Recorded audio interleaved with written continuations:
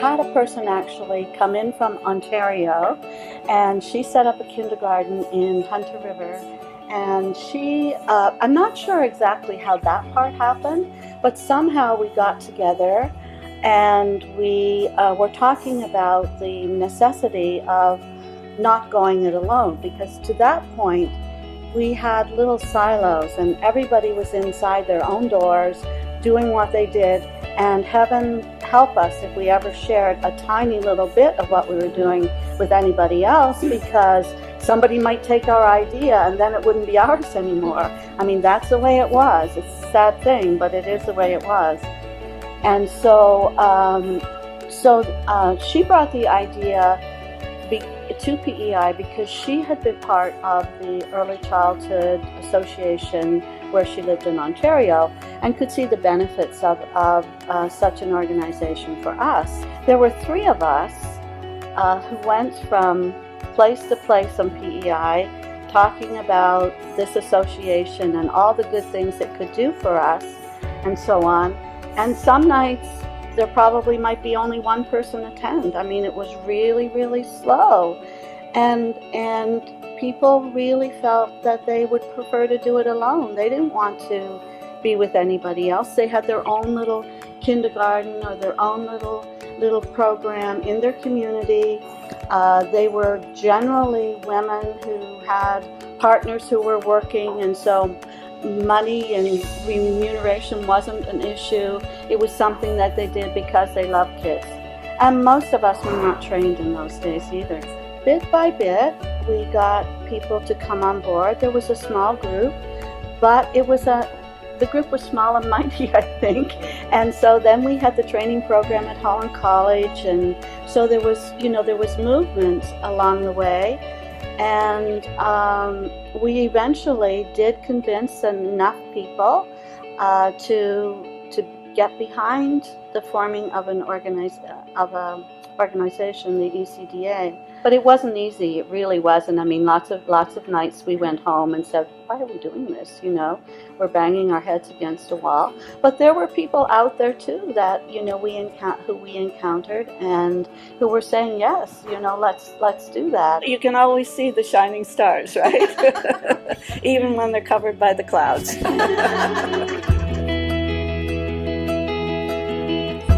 was one of the only places in Canada where early childhood educators went into government and early childhood educators were in the ECDA.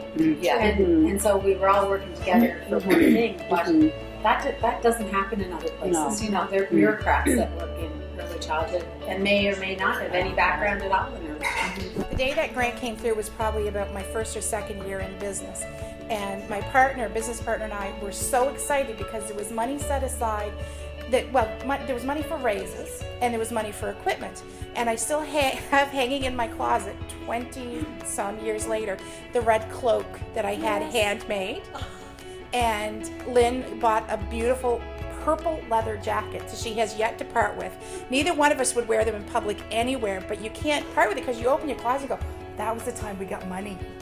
And it was just beyond exciting to be able to go out. And I can remember saying, the first time I had somebody in to do an Eckers rating, I said, there's a puzzle I want so badly, but it's $54. I could never put it out for the children to use. And she said, just imagine someday you will have those sorts of things in your program and it won't bother you to put them out. And I still have that puzzle that we bought probably 3 years later because it was such a treasure. It's in rough shape. I could replace it and probably should replace it. But it's a treasure to me because that marked an era of where we could actually afford to buy equipment, that we didn't have to beg parents for egg cartons and so on. And it was just so exciting. So exciting. Yeah, we were so excited that day. That was like 10 years of working towards something.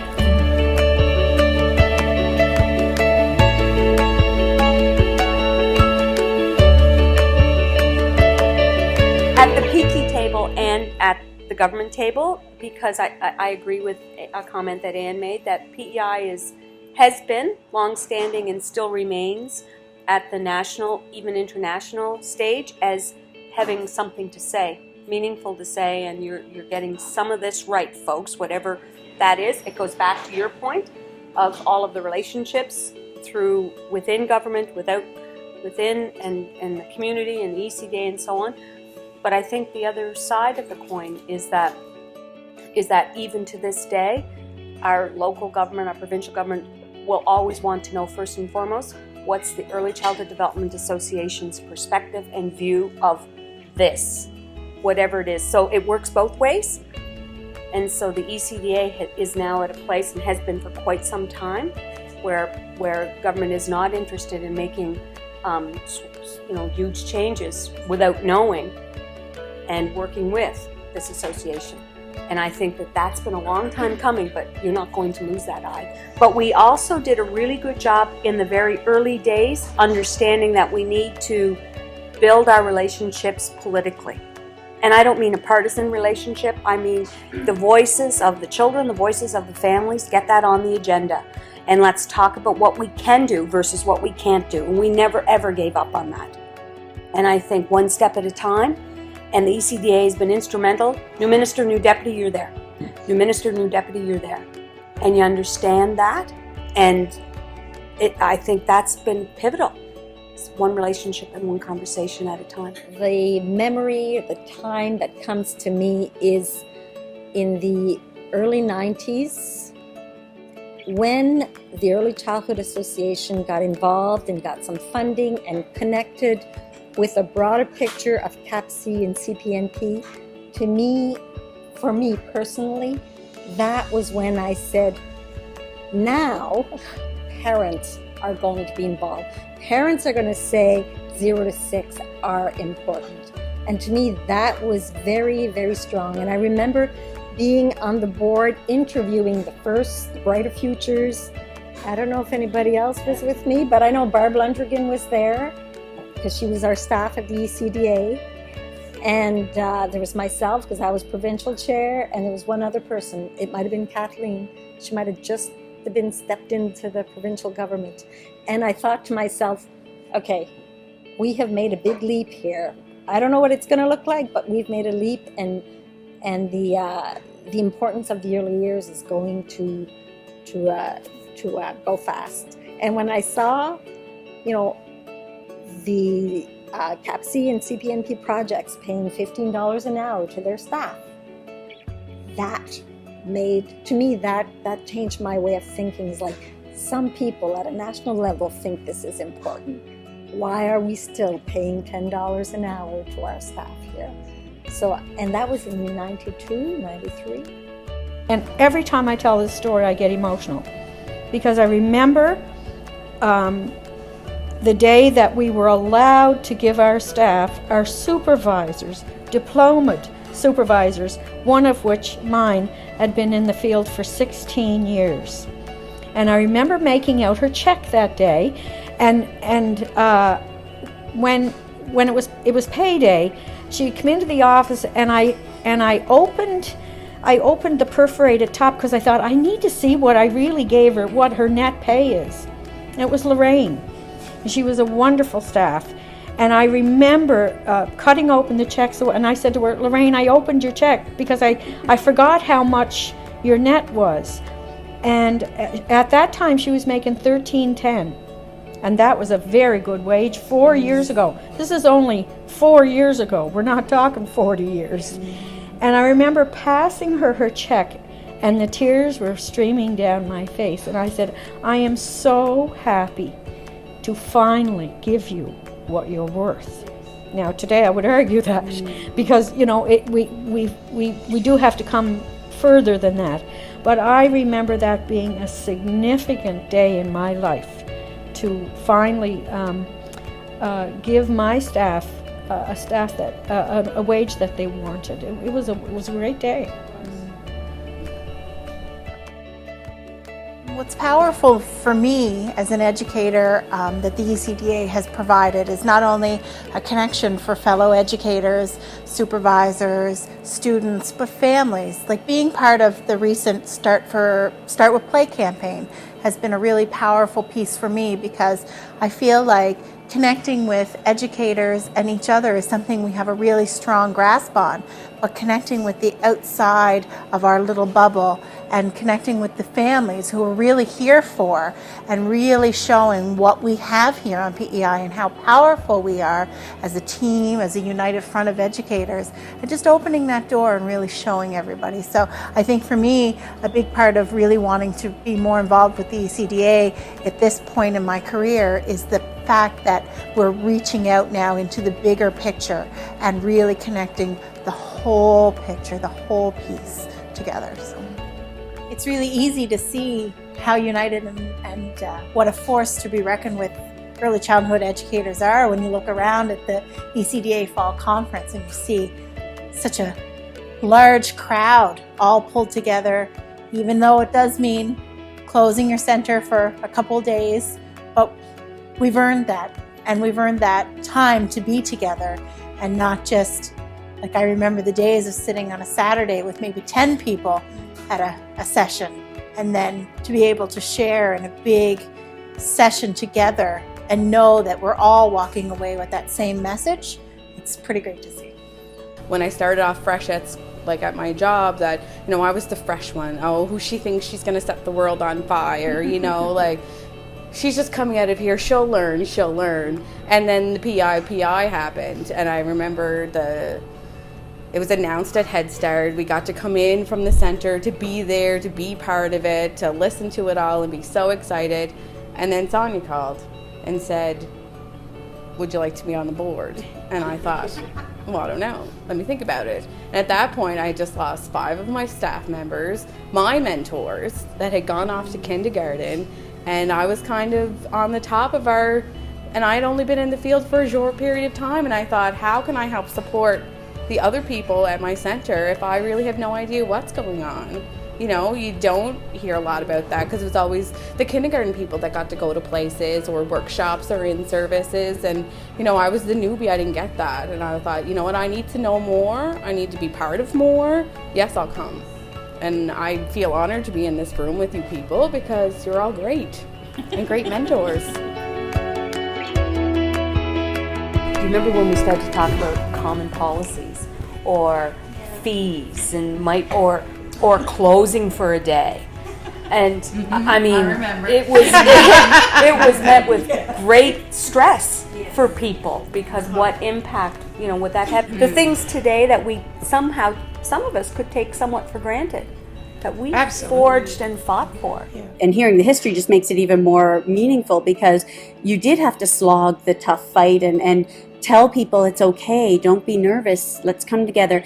Going from chapters to a unified voice tells people, East, West, and Central, we're all fighting for the same thing. We don't have to be territorial over the bits that come. We can fight for bigger bits. And we can fight that we earn it, we deserve it, and that the children deserve it, and that that's what's happening. That's what's happening in PEI, and it's really exciting. The movers and the shakers within the ECDA always knew how to rally the troops when they needed to and step back and work the room when they needed to. And that for me is really, I still marvel at that. I love to watch it. Like it's quite amazing. And the Black Ribbon Campaign, that was another one. I mean, when kindergarten was removed to the public school classroom rather than the community-based classroom, it could have been detrimental to community, but we didn't make it about us. We made it about the children and communities. And oh my goodness, what's going to happen to those centers? And that was real. I mean, it wasn't made up. It was a real threat that existed. Centers could have closed without that money and without that support. So what does and did, that's correct. Yeah. So what did the ECDA need to do? Well, it just came together, and you know, there was a group of people that came together and said, okay, this matters. How are we going to make this right? We need to be heard. But we didn't need to be heard as individuals. We didn't need to be heard as ECEs. We worked with communities, and we let community be the voice that went forward on behalf, which I mean, that was just so fantastic and had more value in the end than having, ECEs or owners of centers stand up and say, my business is going to close. Rather to have, the person at the fish plant in Surrey saying, I'm not going to have childcare, and if I don't, I can't go to work, and if that happens, I'm going to lose my home. Real life stories. Like that was, all along the years, and when I listen to you share stories, and when the going gets tough, the tough got going, and you guys stood together, and you could rally the troops in a way that was respectful, honored not only each other, but the children and the families and the policymakers as well. But you could just pull together your message and bring it forward in such a way that really made change happen. It's pretty cool to be a part of it. Yeah. It is.